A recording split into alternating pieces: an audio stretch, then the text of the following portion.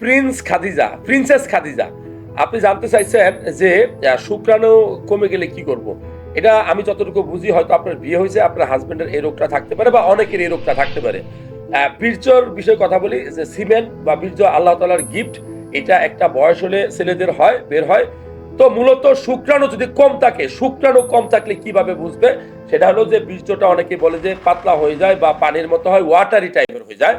এটা মূলত কেন হয়, যে যদি আপনি ভালো খাবার না খান, ভালো ব্যায়াম না করেন, আপনার শরীরে যদি হরমোন কমে যায়, আপনার শরীরে যদি ডায়াবেটিসের আক্রমণ হয়, আপনার শরীরে থাইরয়েড হরমোন কমে যায়, এই সকল কারণে হতে পারে। অতিরিক্ত দুশ্চিন্তা করলে, ঠিক মতো না ঘুমাইলে, ঘুমানোর সময় বালিশের নিচে যদি আপনি মোবাইল ফোন রাখেন, রেডিয়েশন থেকে হতে পারে।